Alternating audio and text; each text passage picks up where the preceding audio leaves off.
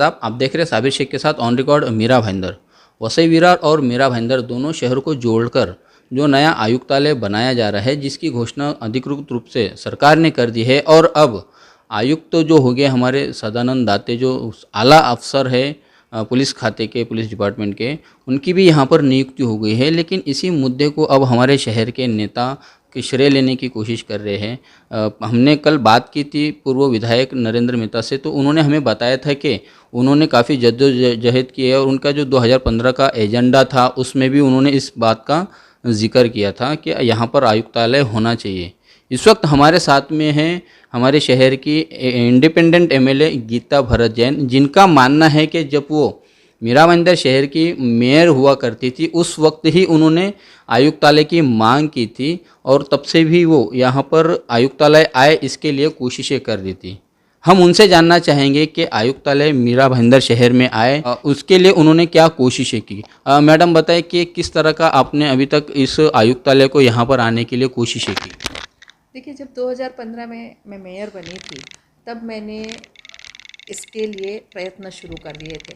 बल्कि मैं उसके बाद कहीं किसी सोसाइटी या किसी मीटिंग में भी जाती तो मैं हमेशा कहती कि हमारी कोशिश है कि यहाँ आयुक्तालय आ जाए।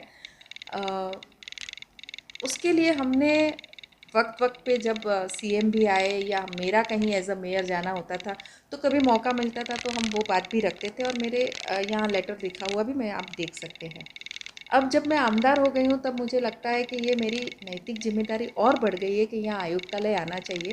तो उसके लिए मैंने माननीय होम मिनिस्टर से 2 बार मुलाकात की।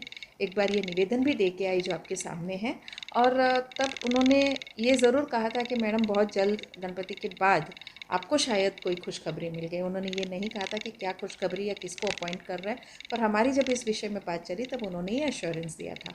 तो मैं इस बात को इससे जोड़ना चाहती हूँ कि उन्होंने गणपति जी के बाद तुरंत ये घोषणा की और अफसर भी नियुक्त हो गया।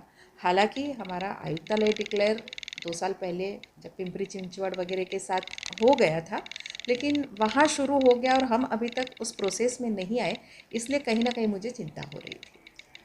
मैडम, आयुक्तालय को लेकर हमारी मीरा भाईंदर महानगर पालिका में एक प्रस्ताव पारित हुआ था जिसमें एक समिति का गठन किया गया था और उस समिति को तय करना था कि कहाँ पर ज़मीन दी जाएगी, कहाँ पर ऑफिस होगा।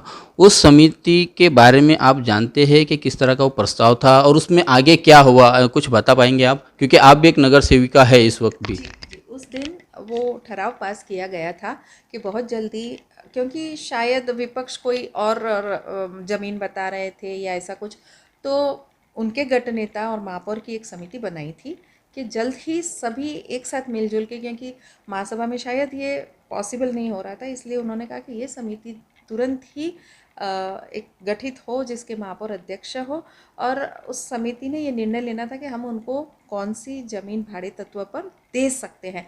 क्योंकि उनके लिए प्लेजेंट पार्क की हमने जो ठराव पास किया था उसकी ज़मीन परमानेंट के लिए तो हमने दे ही दी थी, पर तब तक टेम्पररी उनको क्या देना है उसका फैसला उस समिति ने करना था। तो मुझे नहीं लगता एक भी मीटिंग, मैंने भी जानने की कोशिश की, सचिव से पूछा कि कोई मिनट्स वगैरह अगर मुझे मिल सकती है, ऐसी कोई मीटिंग हुई, पर अभी तक मेरी जानकारी में कुछ ऐसे मुझे मिला नहीं कि समिति ने एक भी मीटिंग की हो और उनको कौन सी जगह देनी है वो नक्की किया हो। ये कहा जा सकता है कि जो समिति का गठन हुआ था वो सिर्फ कागज़ पर ही मौजूद था। वो समिति कागज़ पर ही काम की, उन्होंने प्रैक्टिकली कहीं पर जाकर ना विजिट किया और ना ही उस बारे में जगह तय किया, ये कहा जाए तो सही होगा। देखिए, उस समय काफ़ी उसके बाद ज़्यादातर लोगों का मत रामनगर की जो हमारी बिल्डिंग है वहाँ के लिए पॉजिटिव था कि उनकी जो ज़रूरत है 30,000 फुट की कम से कम, तो वो बिल्डिंग हमारी परफेक्ट बैठती है। तो हमने सबने वो रिकमेंडेशन भी दिया था तब कि आप इस बिल्डिंग के बारे में ज़रूर सोचें। लेकिन नेचुरली जब अधिकार महापौर जी को और उनकी समिति को दिया गया था तो हमें ये आशा थी कि बहुत जल्दी ये मीटिंग करके बिल्कुल डिक्लेयर ही कर देंगे कि हम ये बिल्डिंग भाड़े तत्व पे देंगे टेम्पररी, जब तक उनका मुख्यालय नहीं हो जाता है बांध के तैयार। पर मैंने फिर कहा कि जानने की कोशिश की तो इस समिति ने शायद एक भी मीटिंग अभी तक नहीं ली है, तो मैं तो ज़रूर ये कहूँगी कि ये ठराव फिर सिर्फ कागज़ पे ही है। मैडम मैं तो पीछे और जाना चाहूँगा कि जिस वक्त आप मेयर हुआ करती थी और आपने कहा कि 2015 में मैंने खुद मुख्यमंत्री देवेंद्र फडणवीस जब हुआ करते थे तो उन्होंने अपने हाथों से स्टेज पर जाकर उन्हें मांग की थी, निवेदन दिया था कि यहाँ पर आयुक्तालय होना चाहिए। वो जो पत्र आप मुझे बता रहे उस पत्र पर एक्नॉलेजमेंट नहीं है, रिसीव्ड नहीं है। कैसे यकीन किया जाए कि आपने ही वो दिया है और उन्होंने वो एक्सेप्ट किया है? देखिए उस समय देवेंद्र जी के साथ कोई था नहीं, उस समय स्टेज पे हमने ये दिया था उनको। और उन्होंने कहा था कि हम बाद में उसका एक्नॉलेजमेंट भेज देंगे, लेकिन जाहिर है कि मुख्यमंत्री को बाकी बहुत सारे काम होते हैं, उसमें शायद कोई भूल गए हो, इसीलिए दूसरे पत्र को एक्नॉलेज के साथ आपको दिखा रही हूँ। लेकिन ये हाँ, ये मैंने तब उनको स्टेज पे दिया था, इसलिए वो एक्नॉलेजमेंट वो नहीं पहुँचा पाए या नहीं दे पाए, ये बात भी उतनी ही सही है। लेकिन वो देते हुए मेरा फ़ोटो ज़रूर है। मैडम आखिरी सवाल जवाब चाहूँगा मैं। अ, आयुक्तालय आने के बाद में हमारे मीरा भाईंदर शहर में किस तरह की तब्दीली आएंगी? कितने लोगों को इससे फ़र्क पड़ेगा? किस किस को ज़्यादा चोटें आएंगी? या जो यहाँ पर बड़े बड़े पैमाने पर जो भू माफिया है, जो क्रिमिनल माइंडेड जो लोग हैं, उन पर किस तरह से नकेल कसेगी? कैसा देखते हैं आपको आयुक्तालय आने के बाद में मीरा भाईंदर शहर का पिक्चर क्या होगा?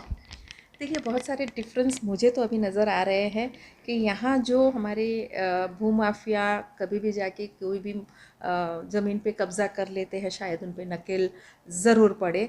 और ऐसा होना भी चाहिए। जहाँ तक मैं जानती हूँ, ये मेरी बहुत पहले से इच्छा थी कि यहाँ जो इस तरह का कामकाज चल रहा है वो होना ही नहीं चाहिए। दूसरा, जो भी हमारे यहाँ अभी पुलिस कम होने की वजह से जिस जिस तकलीफ़ों को हम सहन कर रहे हैं, चाहे वो ड्रग्स की हो, चाहे वो चोरी की घटना हो, डकैती की हो, बलात्कार की हो, कल ही का किस्सा है बलात्कार का, परसों का। तो इन सब किस्सों में कहीं ना कहीं कमी ज़रूर आएगी, क्योंकि पुलिस की संख्या बड़ी होगी, हमारे यहाँ पुलिस थाने बढ़ेंगे। और पर हेड जितने पुलिस यानी पर हेड से ज़्यादा मैं ये कहूँगी कि 10 या 20 लोगों के बीच में या 100 लोगों के बीच में जो पुलिस होनी चाहिए, वो संख्या भी हमें मिलेगी। तो शायद गुनाह में थोड़ी सी कमी तो पक्की आएगी, ये मेरा विश्वास है। हमारी ट्रैफिक समस्या का सॉल्यूशन भी बहुत अच्छा होगा।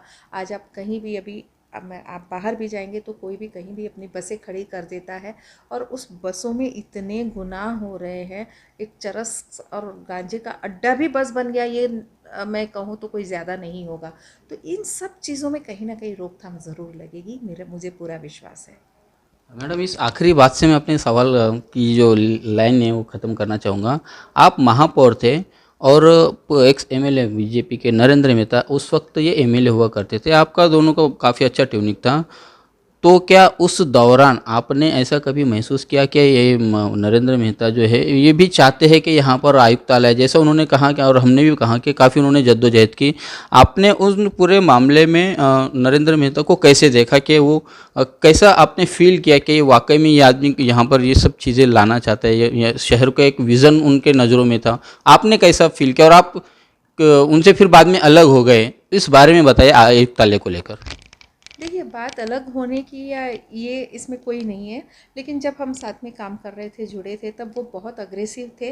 और हम दोनों ने मिलके तो ये ज़रूर कहा था कि यहाँ आएगा। लेकिन मेरे महापौर के हटने के बाद, अभी जैसे आपको एक एग्जांपल दूँ कि ये समिति, तो समिति ने मीटिंग ही नहीं ली। तो डिम्पल जी को वो बोल सकते थे, वो सिखा सकते थे, काफ़ी सारी चीज़ों का मार्गदर्शन उन्होंने डिम्पल जी को किया है, तो इसका भी मार्गदर्शन करके हम एक जगह नक्की कर सकते थे। तो वो अग्रेशन में कहीं ना कहीं कमी ज़रूर दिखी मुझे, कि पहले जो अग्रेशन था वो बाद में कहीं जाके कम हो रहा है। क्योंकि नहीं तो समिति की मीटिंग हो ही जाती, और बिल्कुल मुझे लगता है कि जगह भी नक्की हो जाती, तो आज दाती जी शायद 1-2 दिन में चार्ज लेने की बात कर लेते, क्योंकि भाई मैं यहाँ बैठ रहा हूँ, मेरी केबिन रेडी है और मेरी इमारत रेडी है, तो मैं कल से यहाँ काम करना शुरू करूँगा। ये हमारे यहाँ से वो जो क्विक रिस्पॉन्स होना चाहिए था, उसमें कहीं ना कहीं वो जो कमी है वो मुझे दिख रही है। आपका कहने का मतलब ये कि जो उन्होंने जिस तरह से शुरुआत की थी कि यहाँ पर आयुक्तालय आने के लिए, बाद में वो धीरे धीरे उनका जो इंटरेस्ट था या वो जो जद्दोजहद या कोशिश ही कहा जाए कि वो कोशिश आपको कम होती हुई दिखाई दे रही है, उसकी वजह आप बता सकते कि क्या वजह हो सकती थी? ऐसी कोई वो उनकी पर्सनल मैटर से शायद वो और कोई काम में बिज़ी हो, शायद उनको लगा हो कि अभी बहुत जल्दी हमें यहाँ आयुक्तालय लाने की ज़रूरत नहीं है, कोई भी वजह हो सकती है। वो उनकी पर्सनल चीज़ें हैं तो मैं उसके बारे में कोई राय नहीं दे सकती।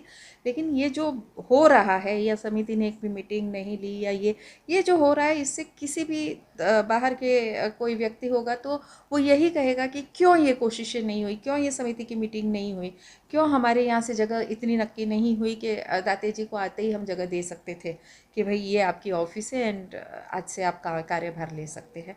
तो कहीं ना कहीं वजह तो मैं नहीं बता सकती, नेचुरली उन वो वजह मेरे पास नहीं है, लेकिन मैं जो फील कर रही हूँ मैंने आपको बताया।